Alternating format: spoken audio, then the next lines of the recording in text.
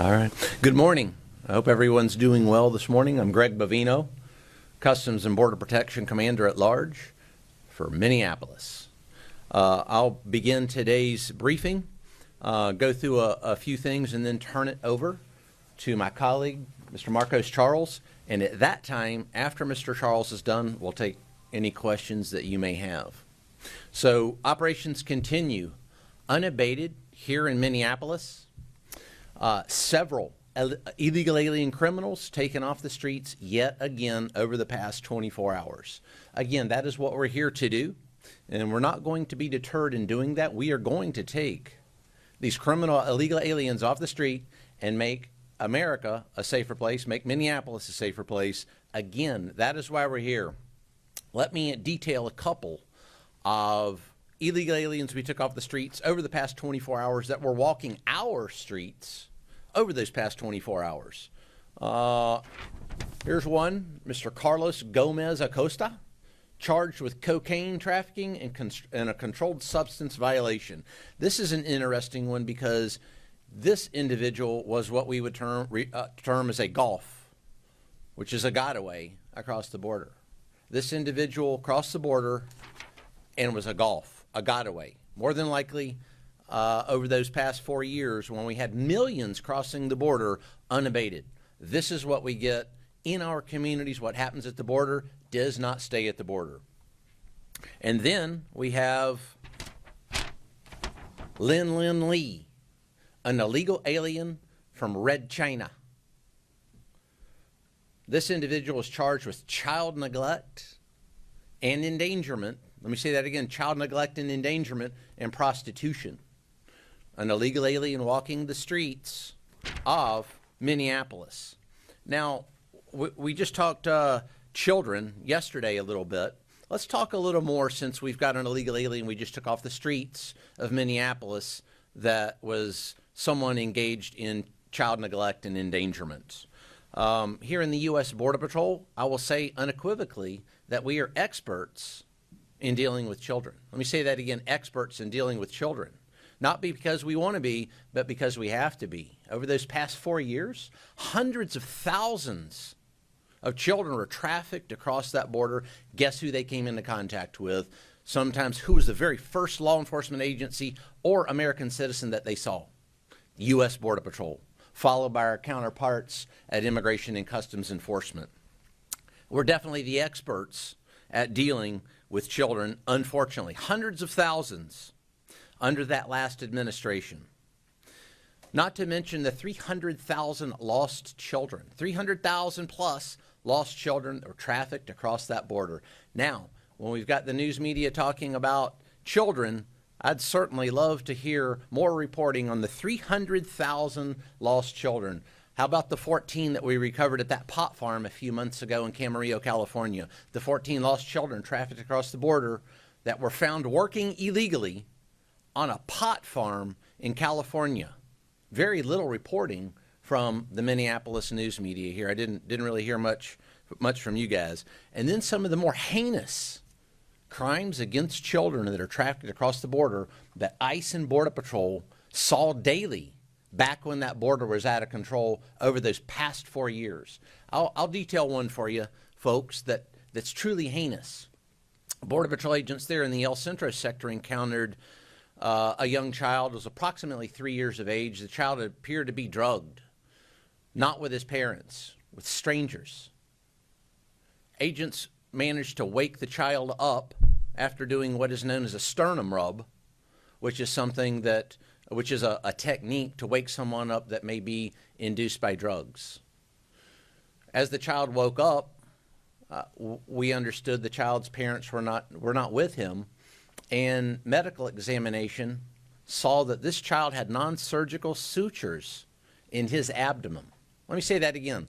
Non-surgical sutures in the child's abdomen. He was being trafficked across the border in that condition.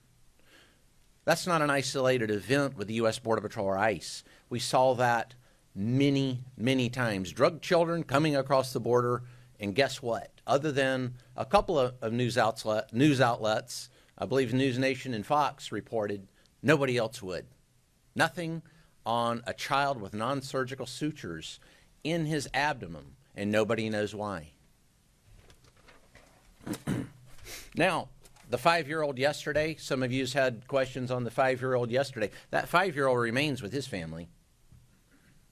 We say that again, remains with his family. We know that. That false media narrative that was pushed out yesterday was, well, it was false. It remains with his family. But let's talk about who doesn't remain with their family. And I think this is the most important thing that we're talking about with children. How about our victim of the day, a victim at the hands of illegal alien criminals, these same criminals that we are taking off the streets that you see on these screens behind us. This victim was Rachel Morin. She left behind 5 children. Let me say that again. She left behind 5 children after she was killed by an illegal alien from Central America. He decided to murder her and hide her body in a culvert. Oh, wait a second. That was after he raped her. She's separated permanently from her 5 children. Let me say that again. Separated permanently from her 5 children. Why isn't that reported on? Very little reporting in the local news media or the news media on those types of situations. Now, I would call this the DSP syndrome. That's a term that I made up. I'm not a medical doctor. I'm a Border Patrol agent. It's called the double standard phenomena. Say that again. The DSP is the double standard phenomena. We see this quite often, the DSP. American citizens that are arrested daily here in Minneapolis. Are they separated from their children and families? Absolutely, as they should be. Criminals face consequences. Criminals face consequences. But yet that double standard does not seem to apply to illegal aliens. Why is that? Perhaps someone could detail that for me, because I don't quite understand all the parameters involved in the DSP, the double standard phenomena.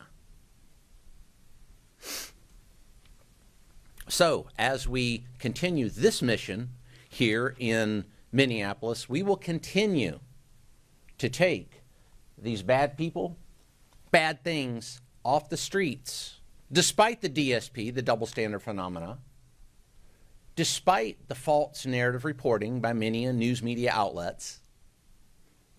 We will continue unabated in our mission to ensure there are no more Rachel Morins separated from her 5 children. And I'll close by saying organizations, victims rights organizations. What about the angel moms? That one's one that's never reported on. How many victims do you need before an organization like that pops up? It's not 1 or 2. I can guarantee you that. Look at MAD, Mothers Against Drunk Driving, from back in the 80s and 90s. That organization popped up because a lot of children were getting killed by drunk drivers.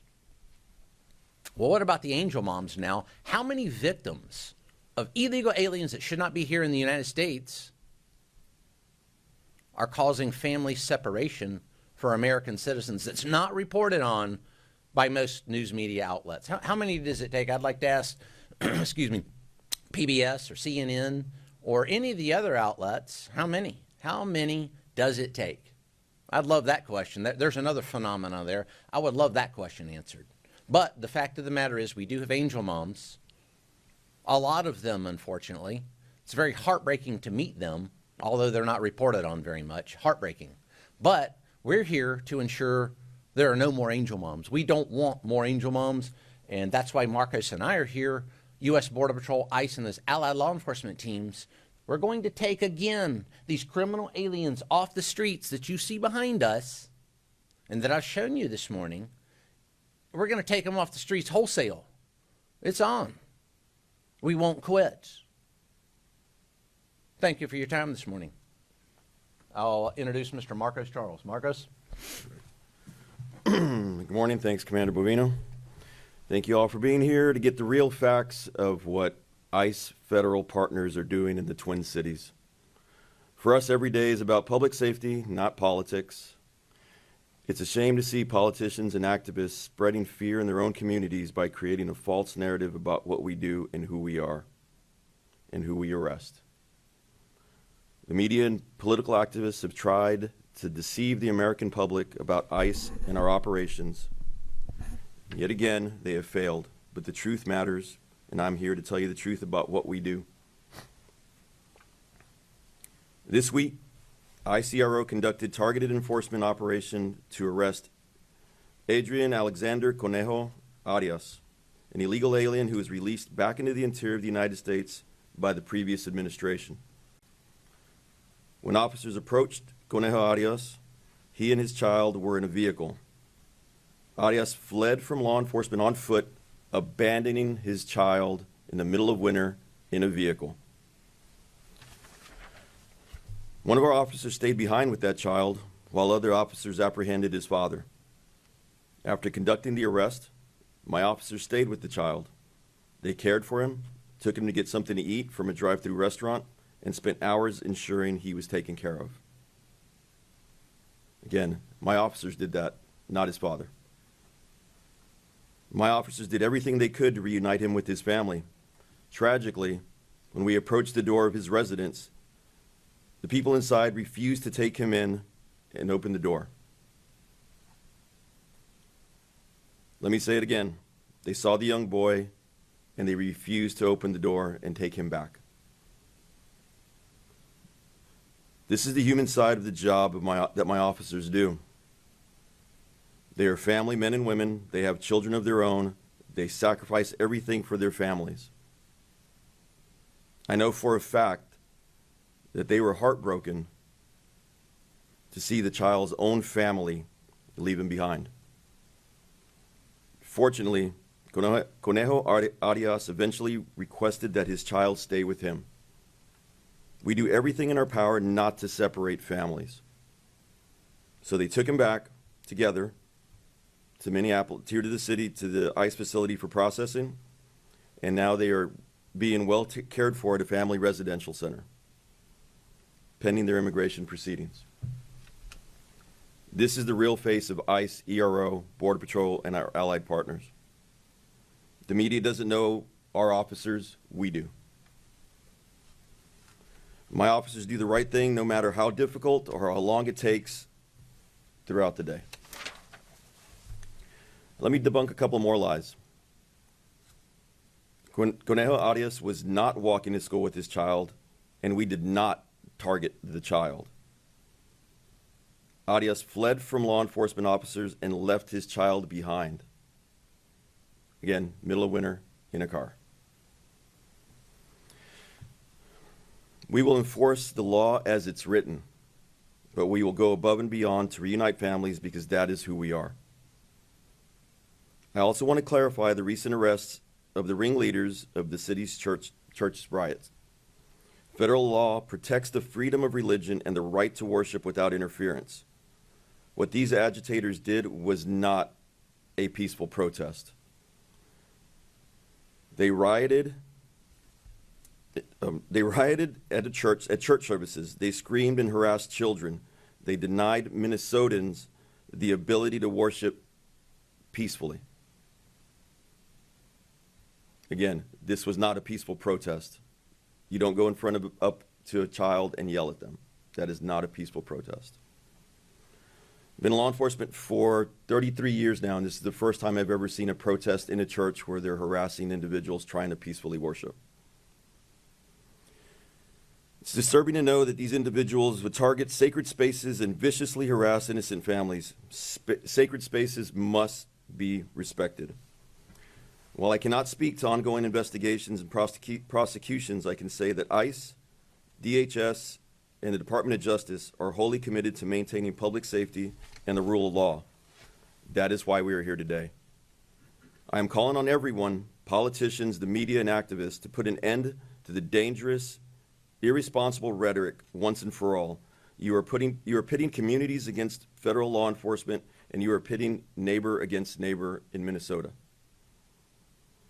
This is why I'm up here almost every day, to show you the good work my officers are doing. This is the same reason that Chief Bovino is up here every day. The public needs to know about the dangerous criminal illegal aliens we're arresting. They need to see the faces of the monsters that these agitators are trying to protect.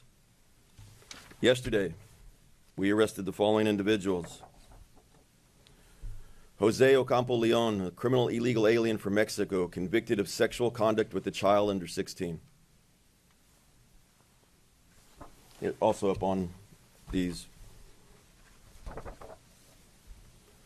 Gerardo Sanchez Acuña, a criminal illegal alien convicted of drug trafficking. Salvador Salazar Rivera, a criminal illegal alien from Mexico convicted of violent domestic assault that inflicted bodily injury on his spouse. These are not the people that you want living next door to you. Rudy Pineda Aguilar, a criminal illegal alien from Guatemala convicted of criminal sexual conduct.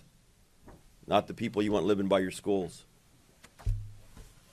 And finally, Jeffrey Ramon Rabanales, a criminal illegal alien from Guatemala convicted of assault, domestic assault, and damage to property. These are the people that those protesters and agitators are trying to protect. Do we have the photo?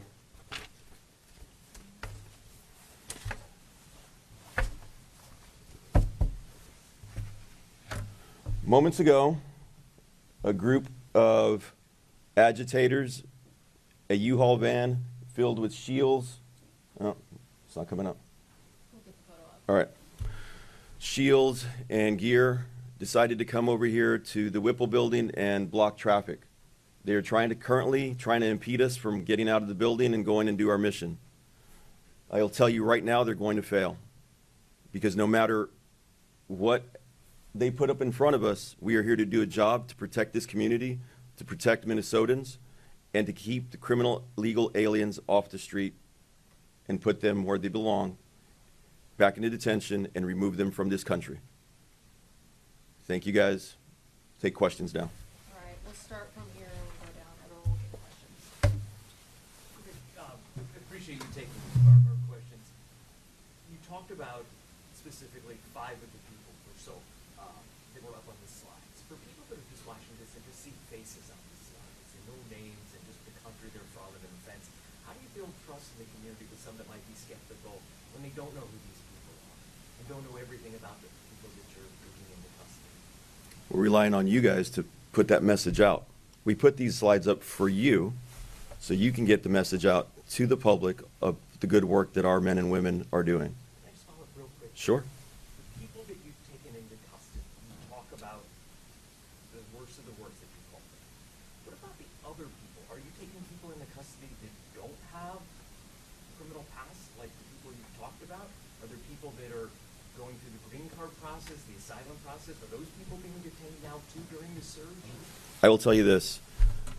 We operate through intelligence and targeted enforcement.